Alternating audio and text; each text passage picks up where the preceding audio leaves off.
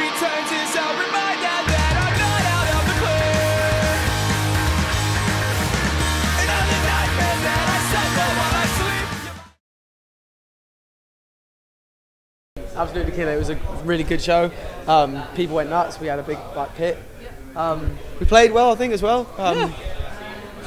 That was a really. That was a really uncertain. Yeah. Can you? About, there's yeah. like a question mark yeah. that. Yeah. It was really good. Yeah. It was. Yeah. It was, great. It was awesome. Slam dunk's sick. So. Slam dunk. Slam dunk. I think it was definitely different because today we played outside, but yesterday we played like inside. A channel sort of thing. We played. It was Academy 1 in Leeds. Yeah. It's a big old room. So when we were like walking down towards the stage, you kind of peer over and there's like 10 people and a dog in there, and you're like, oh. Yeah. All right, well let's go and do this. And then we got down there and then people filtered in. So it was cool at the end. We walked into sound check and like architects are just there chilling on stage, like as you do. Yeah. And it was just. And then they came off and I was like, yeah, I'll grab that mic. Thank you very much. Cheers, Sam. Nice. Cheers, dude. Yeah, so it's been, I think, so far it's been like a really daunting experience, but like at the same time, like as soon as you step on stage and see so many people into it, it's just like the best feeling on the planet. Atreyu was just dead cool because we've like looked up to those guys for a long time, and like I remember being sat on my desk like playing, being on MSN and like listening to Bleeding Mascara and stuff, and just being like, this is amazing. MySpace on one tab. Yeah. Updating my MySpace. Yeah. Top 4 friends. Yeah. Fight Star was really cool as well. Fight Star was a cool one because for me personally, like Fight Star and Funeral for a Friend are like my 2 bands that got me into drumming sort of thing. So as soon as we were told like, originally it was just 1 show we were supporting them for, and then they were like, we're going to do like 4 extra dates, and I lost my shit. I couldn't believe it. Yeah. And like the size of the stages they're playing and the amount of people that are there, and like just being able to hear them play songs you haven't heard them play in like 6-7 years is just the best experience, and it's a privilege really to get to play your favourite bands. It's a really weird mix. Like, I think, for me personally, Zach De La Rocha, anything he's ever done, absolutely adore it. There's some weird like southern rock, Mammalian and Sons of Disaster, sort of hillbilly metal influence in there somewhere. I think it comes from Ryan. Is there? But it's present. It's present. Dash. Even if it's like Dash. it's like it's a hint to hillbilly. Well, we've been trying to go for more of like a bouncy sound, like a more like exciting sound. So I think like because our guitarist and like I know I am and like Griffin especially and stuff, we're massively into like hip hop and grime and stuff and like underground stuff, and we're always listening to new music and like I don't know, like it's such a weird range of stuff that all gets put into one thing, and I think we just really wanted to go in a new, more groovy, exciting direction. So we sort of it was coming off the back of that Crossfaith tour. Funnily enough, it was like you listen to their tracks, and then no matter what, even if like you're not every really paying tune's a attention, party tune, it's like, whoa, I'm kind of bobbing my head. You don't even realise it. And when they play live, they just kill it because it's just party music. So that kind of like sparks like a little their whole set is like built on crowd participation and like participation. It's all based on that kind of thing, and it just works really well. So, this is the talking stick. I know. Kicking around and all that. That was all mine. No, it wasn't. The man has spoken. No, I think it was a cluster of ideas. To be honest, it probably came more from the director, really. Well, like the director came up with like the initial idea, and then we were like, hold on a sec, let's do cameo. It was basically he came up with the idea of doing the internet, and we were like, cameos, bands, get everyone in doing. Because we were really interested. This is the first time we've done like a proper narrative video with all of us included in it, and I think those kind of videos can really go either 2 ways. It can either look awesome or it can look pretty shit.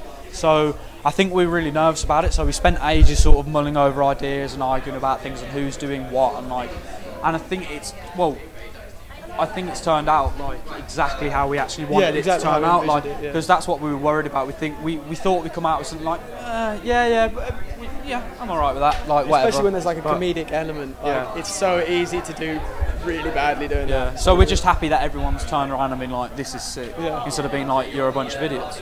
which is always nice. And you never really see it from the inside. So when other people are saying, "Oh, your video's sick" and stuff, it's just like, "Oh, you've actually someone's actually watched it." Yeah. One person. Those views aren't just me. Yeah. Refreshing it. You seen this, No guys? one's seen it yet. Yeah. Constantly clicking it. I was guilty of that. Yeah, you were. I was sat there at uni the other day on the computer. I was like, let's check the view count. We released it that morning. I refreshed it and it had gone up like 2 views. I was like, refresh it again. Every time I refreshed it, it was going up more views. And I was like, this is so cool. And then I started filming it and I was like, I was going up by 1 each time. I added 60 on there, I'm not going to lie. I refreshed it 60 times. Cheers, man. Yeah, it's cool. Every little helps. Yeah, cheers, man. Someone's got to support this band. That's true.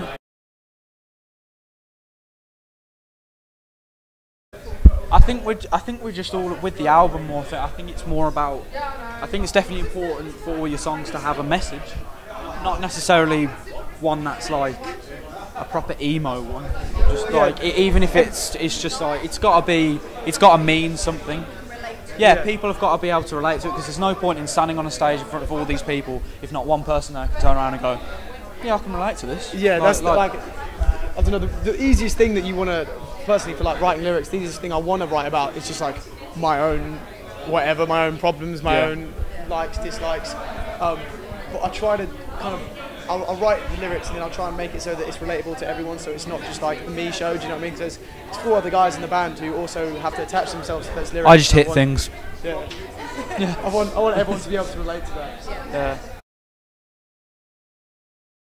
We've got an album 50% done at the moment. Yeah. Because since changing the name and like sort of gaining someone, gaining this guy.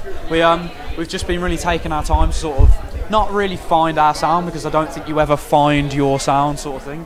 But I think it's just finding the perfect there's no way to express this moment in time. I guess like there's no band that we like directly align ourselves with, so there's not really like a benchmarking element. Do you know what I mean? There's not like which is nice in a way because it means you don't have any. I couldn't tell you what genre we are. Like, that's a good thing though. Crabcore, top knot metal. Top knot metal. Top knot metal. Yeah. Seriously. Yeah.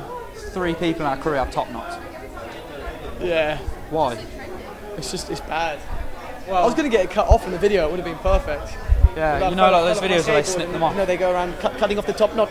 Cutting off your top. That was my South African debut. Cheers, man. For embarrassing. I'm going to sound like a right dickhead right now, but like I've toured with probably the bands that I would actually say like I want to tour with these guys. Fight Star, Funeral for a Friend, we played with a few times. We toured with a band called Texas in July from the US, and their drummer is literally like my favourite drummer around. So to be able to actually play with those guys and like, yeah, for me that was pretty cool. But I can't actually think of. If we didn't have the name we did, I'd love to tour with Paris. Paris. Yeah.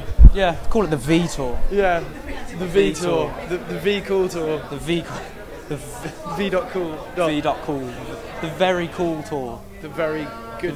Very cool. Very good tour. The very tour. Let's just stop talking. Yeah. But yeah, would be cool. Rage would be cool. Actually, Bring the Horizon. Bring the Horizon. Yeah, we which goes without saying. Yeah. But they just blow us out the water. 15. We've got a tour coming up at the end of the year, which we're not allowed to speak about. But it's happening. Okay. And it's going to be sick. Yeah. That's all I can say. There should be some Europe involved as well. Yeah, a bit of Europe. Well, we've got our little toe in Europe, but now it's time to get our big toe in Europe. Oh, I think we're dunking half a foot in. Yeah. We went to. I don't think you got the whole foot until you've been to like Slovenia or like. Yeah. I don't know. Armenia. Yeah, exactly. Your whole leg is Russian. So. Yeah. Armenia. Yeah. Nobody tours Armenia. Yeah, but that's Armenia. But that's what's going on at the moment, and like we can't wait to announce it and actually get back out on the road. Because after this show, we've got like 2 more festivals we're doing. Yeah. And then it's just back to writing and back to the lab. Yeah. Yeah, man. Finishing off those beats. Yeah, those tunes. Well, I'll finish off beats. Yeah, I'll finish with them.